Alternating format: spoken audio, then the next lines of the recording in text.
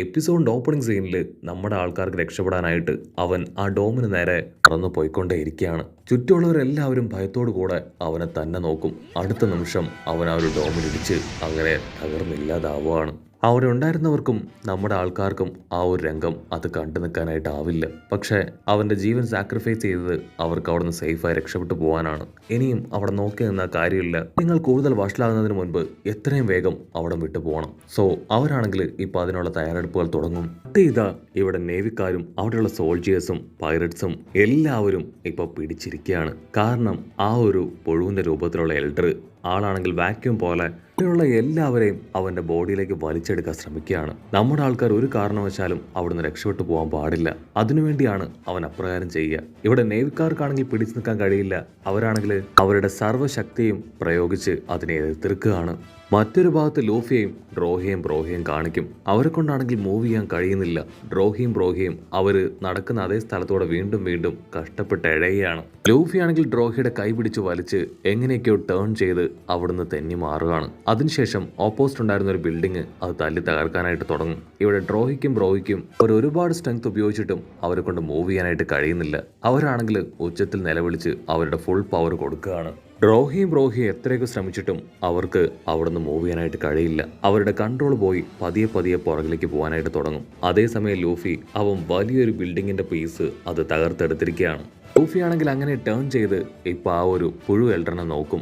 ഓ, നിനക്ക് നന്നായിട്ട് വിശക്കുന്നുണ്ടല്ലേ, അതുകൊണ്ടായിരിക്കും നീ ഇപ്രകാരം എല്ലാവരെയും വലിച്ചെടുക്കാനായിട്ട് ശ്രമിക്കുന്നത്. നിനക്ക് ആവശ്യമുള്ള ആഹാരം അത് ഞാൻ ഇപ്പൊ തരാമെന്ന് പറഞ്ഞ് ആ ബിൽഡിങ് അത് ഉയർത്തിയെടുക്കും. ലൂഫി ആണെങ്കിൽ ആ വലിയ ബിൽഡിങ്ങിന്റെ പീസ് അതങ്ങനെ കറക്കാനായിട്ട് തുടങ്ങും. ഓൾറെഡി ആ ഒരു പുഴു മോൺസ്റ്റർ നല്ല ഫോഴ്സിൽ ഇൻഹെയിൽ ചെയ്തെടുക്കുന്നത് കൊണ്ട് തന്നെ അവൻ ലൂഫി വലിച്ചെറിയുന്ന ആ ബിൽഡിംഗ് ആണെങ്കിൽ അത് വളരെ വേഗത്തിൽ അവന്റെ മുഖത്ത് ഞെട്ടിക്കുകയാണ്. ആ ഒരു ഇടി കിട്ടി എൽഡർ മോൺസ്റ്റർ പുഴുവാണെങ്കിൽ അങ്ങനെ തെറിച്ചു പോയി അടിച്ചു വീഴുകയാണ്. എല്ലാവർക്കും ഒരുപാട് സന്തോഷം. അത്രയും നേരവും കിട്ടാതെ കഷ്ടപ്പെട്ടവർക്കെല്ലാം തന്നെ ഇപ്പൊ ബാലൻസ് ആ തിരികെ കിട്ടിയിരിക്കുകയാണ്. അവരാണെങ്കിൽ ഇപ്പൊ അങ്ങനെ ഹായ് ആയിട്ട് നിൽക്കും.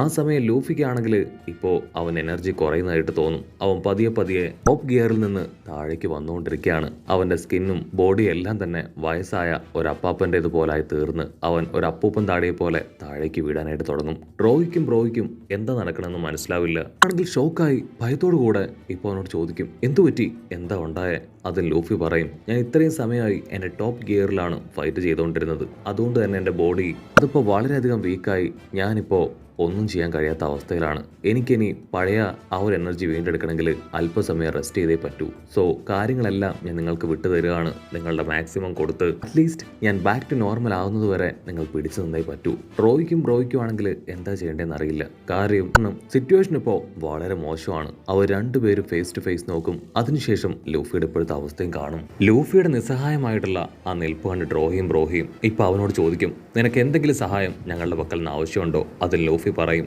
എനിക്ക് ഭക്ഷണം വേണം. ഇത് കിട്ടിയാൽ എനിക്ക് വളരെ വേഗം ബാക്ക് ടു നോർമൽ ആവാനായിട്ട് പറ്റും. അത് കേട്ട് ഡ്രോഹി ആണെങ്കിൽ ഇപ്പോ അവർ എമർജൻസി ആവശ്യത്തിന് വേണ്ടി കൊണ്ടുവന്ന പ്രോട്ടീൻ ബാർ ഫുഡ് അതിനെക്കുറിച്ച് അവർ പരസ്പരം സംസാരിക്കും. അതിനുശേഷം അവന്റെ കൂടെയുള്ള ബാക്കി ജയൻസിനോട് അതിനെക്കുറിച്ച് പറയുകയാണ്. അതിൽ ഒരു ജയന്റ് ആണെങ്കിൽ അവർ കളക്ട് ചെയ്തിരിക്കുന്ന ഫുഡ് അത് കപ്പലിൽ നിന്ന് എടുത്തുകൊണ്ട് ഡ്രോഹിയുടെ കയ്യിൽ കൊടുക്കുകയാണ്.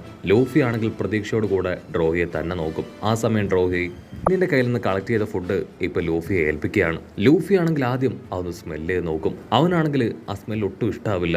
വളരെയധികം മോശമായിട്ടുള്ള ഒരു സ്മെല്ല്. പക്ഷെ ഡ്രോഹി ആണെങ്കിൽ ലൂഫിയോട് പറഞ്ഞുകൊണ്ടേയിരിക്കും, സ്മെല്ലൊന്നും നീ കാര്യമാക്കേണ്ട ആവശ്യമില്ല. ഇത് വളരെയധികം പ്രോട്ടീൻ ഫുഡാണ്. ഇത് കഴിച്ചാൽ നിനക്കൊരു അല്പം ഡിഫറൻറ്റ് ഫീൽ ചെയ്യും. വേറെ വഴിയില്ലാതെ ലൂഫി ആണെങ്കിൽ കണ്ണും മൂക്കും ഒക്കെ തന്നെ ക്ലോസ് ചെയ്ത് ഇപ്പൊ അതങ്ങനെ കടിച്ചു പറിച്ച് തിന്നാനായിട്ട് തുടങ്ങും. അത് കഴിക്കേണ്ട താമസം ലൂഫി ആണെങ്കിൽ പഴയതിൽ കഴിഞ്ഞ് ഉഷാറാവുകയാണ്. അവന്റെ മസിലൊക്കെ അങ്ങനെ കുട്ടിയായി മാറി നമ്മുടെ ആളാണെങ്കിൽ ഇപ്പൊ ബാക്ക് ടു ഫോം ആവും. ബ്രോയ്ക്കും ആണെങ്കിൽ അത് കണ്ട് ഭയങ്കര സന്തോഷം. ലൂഫി അവൻ ബാക്ക് ടു നോർമലായി. ഇനി നോക്കി നിൽക്കേണ്ട ആവശ്യമില്ല. എത്രയും വേഗം പക്ഷെ മോശമാവുന്നതിന് മുൻപ് കപ്പലിൽ കയറി അവിടുന്ന് രക്ഷപ്പെട്ടു പോകണമെന്ന് പറഞ്ഞ് അവരാണെങ്കിൽ ഇപ്പോൾ ഉഷാറായിട്ട് ഓടാനായിട്ട് തുടങ്ങുകയാണ്. അവരങ്ങനെ ഉഷാറായിട്ട് ഓടി വരുമ്പോഴായിരിക്കും ആ പന്നി മോൺസ്റ്റർ അവരെ ഫോളോ ചെയ്ത് പിന്നാലെ പോവുക. ലൂഫി ആണെങ്കിൽ അത് കണ്ട് അതിനെ തന്നെ ഫുൾ കലിപ്പിൽ നോക്കും. അതിനുശേഷം ബ്രോഹിയോടും പറയും, നിങ്ങൾ വെറുതെ ആവശ്യമില്ലാതെ ടെൻഷൻ ആവേണ്ട കാര്യമില്ല. എനിക്കതിനെ ഈസി ആയിട്ട് തോൽപ്പിക്കാൻ പറ്റും. നിങ്ങൾ തന്ന ഫുഡ് അത് കഴിച്ച് എനിക്കിപ്പോൾ എനർജി വീണ്ടെടുക്കാൻ കഴിഞ്ഞിരിക്കുകയാണ്. ഉറപ്പായാലും അതിനെ ഞാൻ തന്നെ ഇടിച്ച് തവിട് പൊടിയാക്കുമെന്ന് പറഞ്ഞ് ലൂഫി ആണെങ്കിൽ ഗിയർ 3ലേക്ക് പോയി അതിന്റെ നേർക്ക് എടുത്തു ചാടി അതിനെ പഞ്ച് ചെയ്യാണ്. ആ ഒരു പഞ്ചിൽ വലിയൊരു ശബ്ദം കേൾക്കും. ബ്രോഹിയും ആണെങ്കിൽ ആ പന്നിയുടെ കഥ കഴിഞ്ഞു എന്ന് കരുതി അതിലേക്ക് തന്നെ നോക്കും. പക്ഷേ കഥ കഴിഞ്ഞത് അത് നമ്മുടെ ലൂഫിയുടേതാണ്. ലൂഫിയുടെ കൈ തകർന്നു പോയിരിക്കുകയാണ്. ആ എൽഡർ പന്നി വളരെയധികം സ്ട്രോങ് ആണ്. സോ അതിനെ ഇടിച്ച് ഇപ്പൊ പരിക്ക് പറ്റിയത് ലൂഫിക്കാണ്. ഓ നോ, നീ എപ്പോഴും ഇങ്ങനെ തന്നെയാണ്, ആവശ്യമില്ലാത്ത കാര്യങ്ങൾ ചാടിക്കയറി ചെയ്യുന്നു പറഞ്ഞ് ബ്രോഹിയാണെങ്കിൽ ലൂഫിയെ വലിച്ചെടുത്ത് ഇപ്പൊ അവിടുന്ന് വീണ്ടും ഉഷാറായിട്ട് ചാടി ഓടും. ഇവിടെ ഇടി കിട്ടിയ പന്നിത്തലേനാണെങ്കിൽ അല്പസമയം ഒന്ന് ഫ്രീസായിട്ട് നിൽക്കുകയാണ്. മറ്റൊരു ഭാഗത്ത് നമ്മുടെ ലിലിത്ത് അവളാണെങ്കിൽ ഒരുപാട് വിഷമത്തിൽ പൊട്ടിക്കരയാണ്. കാരണം മറ്റുള്ളവരുടെയും നമ്മുടെ ആൾക്കാരുടെ എല്ലാവരുടെയും ലൈഫ് രക്ഷിക്കാനായിട്ട് എഡിസൺ അവൻ ആ ഒരു ഡോമിൽ പോയി ഇടിച്ച് തകർന്നിരിക്കുകയാണ്. എഡിസൺ എപ്പോഴും അങ്ങനെ തന്നെയാണ്. മറ്റുള്ളവർക്ക് വേണ്ടി അവൻ പല കാര്യങ്ങളും സാക്രിഫൈസ് ചെയ്യും. ഇപ്പോൾ അവൻ നമ്മുടെ ആൾക്കാർക്ക് എല്ലാവർക്കുമായിട്ട് അവന്റെ ജീവൻ തന്നെ സാക്രിഫൈസ് ചെയ്തിരിക്കുകയാണ്. അവൾ ആ കാര്യങ്ങളെല്ലാം ഓർത്ത് അങ്ങനെ വിഷമിക്കും. അത് കാണുമ്പോൾ നമ്മുടെ ആൾക്കാർക്കും ഒരുപാട് വിഷമം.